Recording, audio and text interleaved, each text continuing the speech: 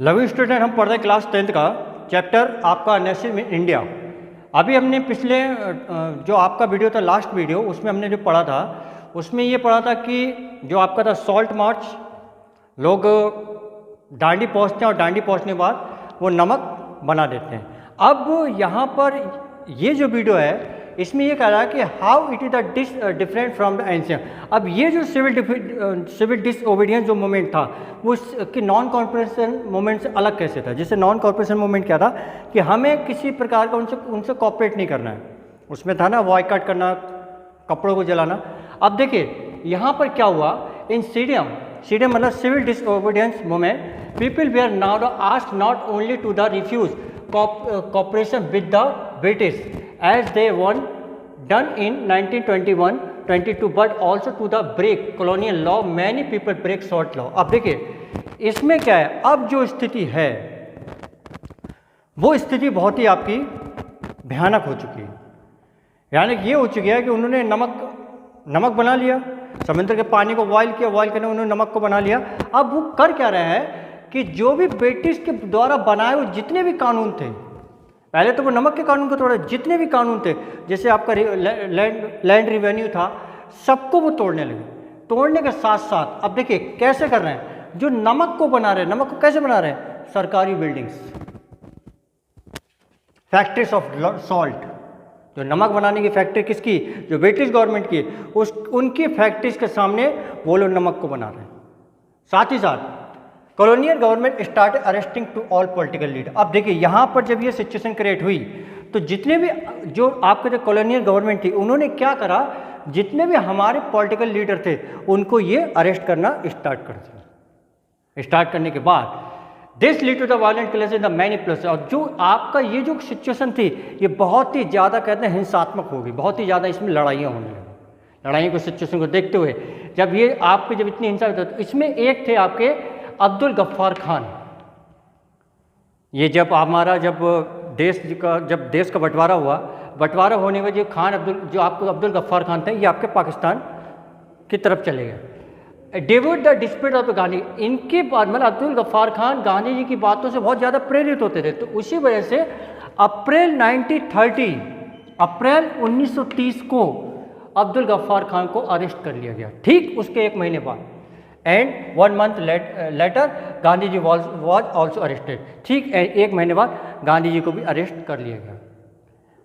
अब देखिए यहाँ सिचुएशन क्या हो रही है, जब ये अरेस्ट कर लिए गए, गांधी जी अरेस्ट कर लिए गए, तो वहाँ पर ये स्थिति आ गई जैसे कुछ इसमें दिया गया पेशावर और उसके बाद कई ऐसी सिटीज़ थी कि जहाँ पर महिलाओं को, बच्चों को बुरी तरीके से जो आपके ब्रिटिश गवर्नमेंट थी वो पीटने लगी। इसको देखते हुए दिया गया about 1 lakh people were arrested, कम से कम 1 लाख लोगों को अरेस्ट किया गया। अरेस्ट करने के साथ साथ in such situation Mahatma Gandhi once again decide to call off the movement and enter into the pact with Irwin on. अब देखिए यहाँ क्या हो रहा है, जब ये आपके 1 लाख लोग अरेस्ट हो गए तो महात्मा गांधी को बहुत ज़्यादा कहते हैं बहुत ज़्यादा अफसोस हुआ कि अरे यार ये तो बहुत बुरा हुआ कि मेरी वजह से लोग अरेस्ट हो गए। तब यहाँ पर क्या हुआ कि एक पैक्ट था। क्या था? पैक्ट होता है जस्ट लाइक एक agreement.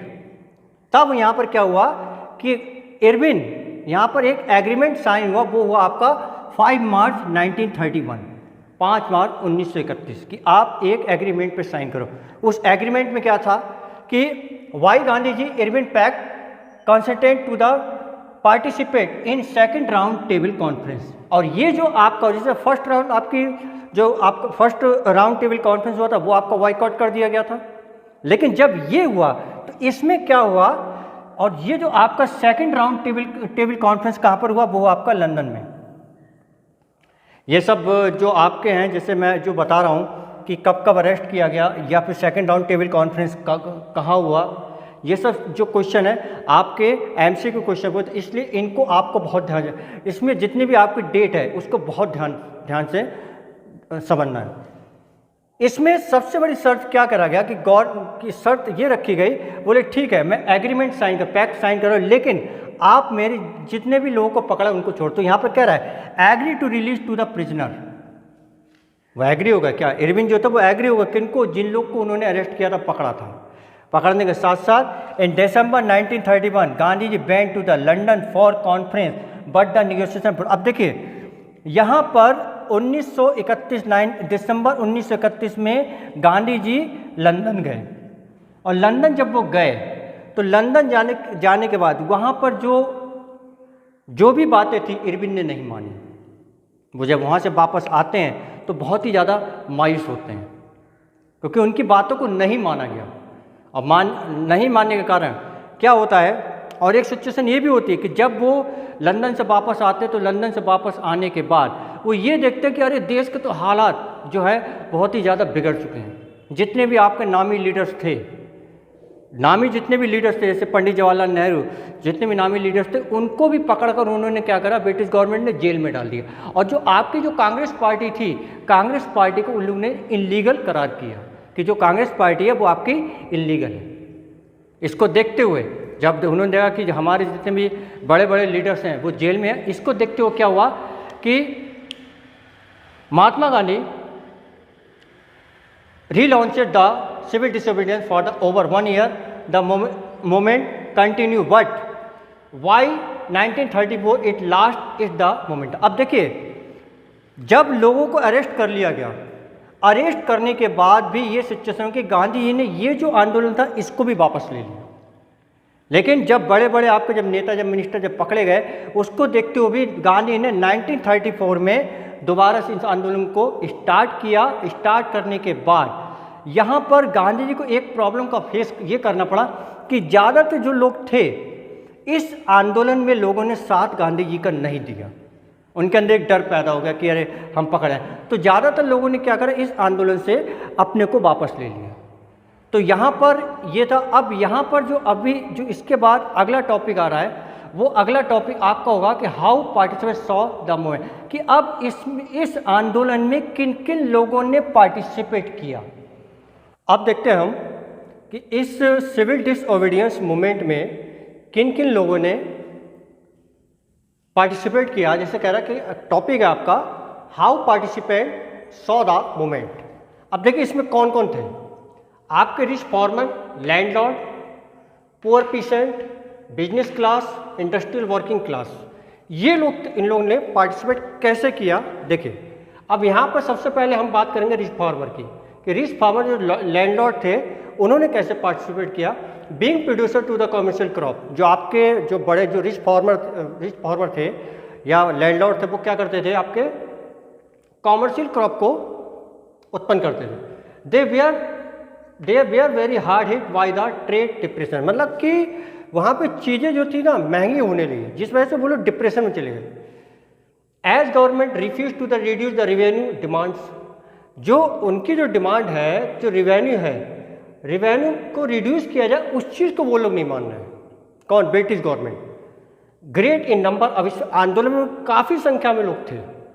Due to high revenue they participate in civil disobedience movement, मतलब कि जो आपका हाई रेवेन्यू था ना, हाई रेवेन्यू के लिए कि हाई रेवेन्यू को कम किया जाए, इस चीज़ को देखते हुए ये लोग ने इस आंदोलन में पार्टिसिपेट किया। और पार्टिसिपेट करने वाले जो लोग थे वो आपके पाटीदार्स गुजरात, पाटीदार्स का मतलब होता है जो जिनके पास बहुत ज़्यादा ज़मीन होती है, पाटीदार गुजरात, एंड आपका जाट ऑफ यूपी, तो इन लोग ने पार्टिसिपेट किया। दूसरा हमारा आता पुअर पीसेंट, कि पुअर पीसेंट लोग ने पार्टिसिपेट किया। तो उन लोगों ने कैसे पार्टिसिपेट किया, they also bed lower revenue demand, उनकी भी मांग थी कि जो रेवेन्यू है वो कम हो, उसको लो किया जाए। They wanted the unpaid rent to be the landlord to be remitted, और उनकी डिमांड ये थी, जैसे क्या होता था, जो आपके गरीब किसान होते थे, आपके अमीर किसानों का काम करते थे, तो वो अमीर किसान जो ज़मीन देता था कहते थे इसका हमें किराया दो, तो वो ये भी चाहते थे कि हमें इस ज़मीन का कोई भी किराया पे ना करना पड़े। फिर बात है they join the variety of the radical movement. Radical movement का मतलब कि मारना पीटना, इस चीज़ को देखते हुए, जैसे आपके गरीब किसान थे ना, तो गरीब किसान अमीर किसानों को पैसा देते, अमीर किसान गरीब किसानों से पैसा वसूलते थे। तो जिस वजह से क्या हुआ, रेडिकल मूवमेंट मतलब कि मारना पीटना, गरीबों द्वारा अमीर किसानों को मारना। Congress unwilling to support no rent. अब देखिए कांग्रेस इसका सपोर्ट नहीं कर रही है, वो क्या कर रही है गरीब किसानों से कि आप इनको पे करो या आपको पैसा तो देना ही पड़ेगा। तो ये आपका रिच फार्मर हो गया और आपका ये हो गया। हमने दो लोग के बारे में पढ़ा था भी किन किन लोगों ने पार्टिसिपेट किया था। आप कहते हैं रिच फार्मर एंड लैंडलॉर्ड, उसके बाद हमने पुअर पीसेंट। अब यहाँ पर क्या है, तीसरा एक मेंबर था, तीसरे लोग और लोग थे, वो थे आपके बिजनेस क्लास।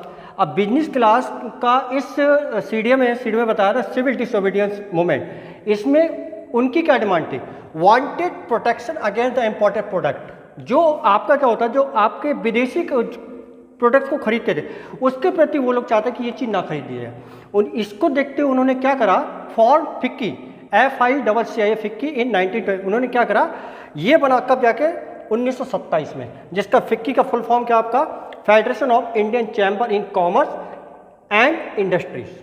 अब देखिए ये क्या कर रहा है, फिक्की क्या है, they gave financial assistant and the refuse to buy and sell important goods. ये क्या होते थे, जितने भी आंदोलनकारी थे उन पर ये क्या करते थे, उनको पैसा खर्च करते थे। और साथ ही साथ इन्होंने ये भी कहा कि जितनी भी इंपॉर्टेंट चीज़ है उसको हम नहीं खरीदेंगे। फिर देखिए वर्ड वैन सीडीएम में रिलॉन्च दे आर नॉट एग्जस्टिस। जिस समय जब ये सिविल डिसोबीडियंट मूवमेंट जो आपका चल रहा था, तो उस समय इन लोगों ने भी इसमें पार्टिसिपेट पूरे मन से नहीं किया था। आगे बस सुन में, अब देखिए इसमें अब चौथा मेंबर कौन है, वो है आपका industrial working class. Industrial working class का the industrial working class did not participate in the civil disobedient movement large number except Nagpur. देखिए यहाँ पर क्या कह रहा है, नागपुर में ज़्यादातर लोगों ने इस आंदोलन में पार्टिसिपेट किया। फिर देखिए as the business class came closer to the Congress worker stayed aloof. अब यहाँ पर क्या था, ज़्यादातर जो कांग्रेस थी, कांग्रेस किसका सपोर्ट कर रही थी, बिजनेस पर्सन का, क्योंकि क्या बड़े बड़े यहाँ पर क्या बिजनेसमैन है बड़े बड़े, तो ये क्या कर रहे हैं, इसका सपोर्ट कर रहे हैं, कौन, कांग्रेसी। अब देखिए but the selectively adopted some idea of the Gandhian.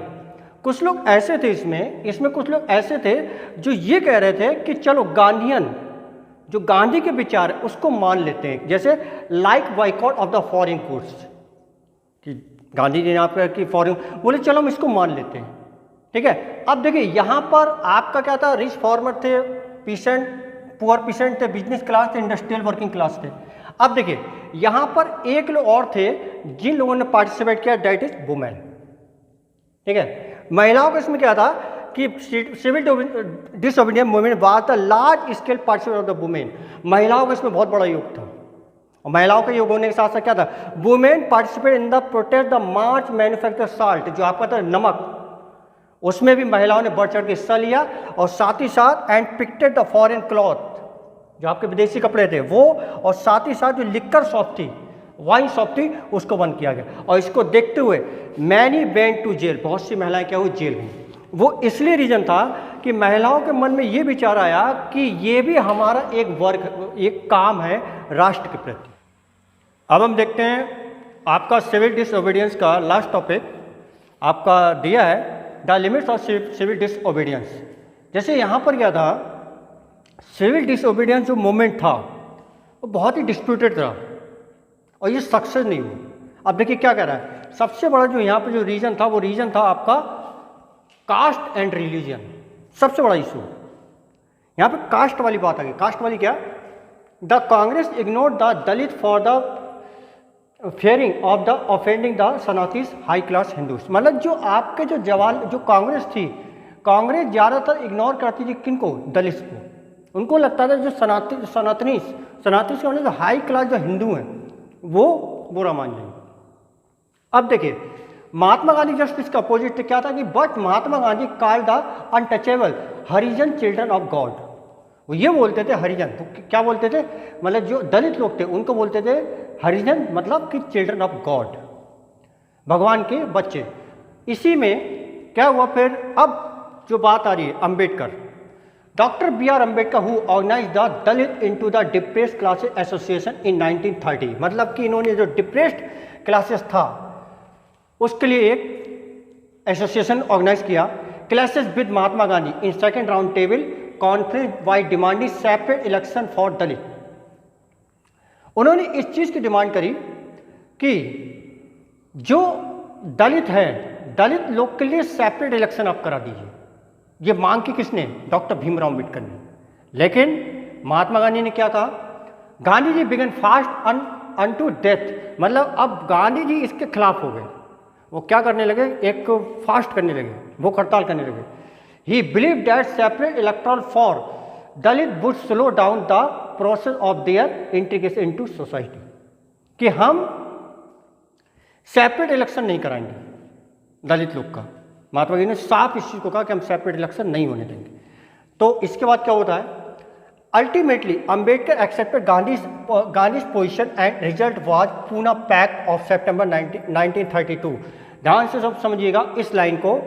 Poona pact of September 1932 में अम्बेडकर जी एक चीज़ पे मान गए। गांधी जी ने ये कहा कि हम सेपरेट इलेक्शन तो नहीं कराएंगे, लेकिन एक हम सीट जो है वो रिजर्व कर देते हैं। रिजर्व क्या कही? आपने देखा होगा, 9th में पढ़ा होगा, जो SC ST है आपका 47 और 84 सीट जो है वो SC ST के लिए रिजर्व कर दी गई। तो इस चीज़ पर जो था वो आपके एग्री हो गए। कौन? डॉक्टर भीमराव अम्बेडकर। अब देखिए, after the decline non corporation खिलाफत, अब देखिए जब यहाँ पर ये बात होने लगी तो होने के बाद जैसे उसमें थे ना आपके मुस्लिम बंधु, मुस्लिम लोग, वो आपके अलग थलग हो गए। वो क्या हुआ? वो अलग थलग क्यों होगा? क्योंकि कांग्रेस क्या थी, वो यहाँ पर ये कह रहा है कि from Congress because Congress came to the more visibly associated with openly Hindu Mahasabha and Hindu religion. वो ज़्यादातर इन सभाओं को ही प्रमोट करते थे। तो मुस्लिम समाज को ये लगा कि हमें जो है कि गवर्नमेंट इग्नोर कर रही है। अब देखिए मुस्लिमों को लगा कि वो एकदम से अलग थलग हो गए हैं। तो इसमें एक थे, वो थे कौन? आपके मोहम्मद अली जिन्ना। बहुत अच्छे नाम, आपने उनके बारे में जानते होंगे। मोहम्मद अली जिन्ना, उन्होंने क्या बोला? Muslim League was willing to give demand for separate electoral. इन्होंने भी डिमांड कर दी, मोहम्मद अली जिन्ना ने भी डिमांड कर दी, if Muslim were assured reserve seat in the central assembly. इन्होंने मांग की कि सेंट्रल असेंबली में भी हम जो मुस्लिम उनको भी बात की जाए, and representation in the proportion to the population in Muslim dominated provinces. इसमें उनका कहना मतलब ये था कि आपका एक तो है बंगाल, क्या है? बंगाल, और एक है आपका पंजाब। तो उनका कहने का मतलब ये था जिन्ना जी का कि ये दो स्टेट में मुस्लिम जो है काफ़ी मतलब मेजोरिटी के तौर पे, तो यहाँ पर भी एक उनका सेपरेट इलेक्शन हो। तो ये जो सिविल डिसओबीडियंस मूवमेंट था, ज़्यादातर जो हुआ वो आपका कास्ट और रिलीजन को लेकर ज़्यादा इसमें डिस्प्यूट रहा, जिस वजह से ये जो सिविल डिसओबीडियंस मूवमेंट था वो सक्सेस नहीं हो पाया। तो आई होप ये जो आपका टॉपिक था सिविल डिसओबीडियंस अच्छे से आपको समझ में आया होगा। अब इसके बाद जो नेक्स्ट टॉपिक आ रहा है, the sense of collective belonging. इसमें हम भारतीय तिरंगे के बारे में और भारत माता के बारे में डिस्कशन करेंगे। Thank you.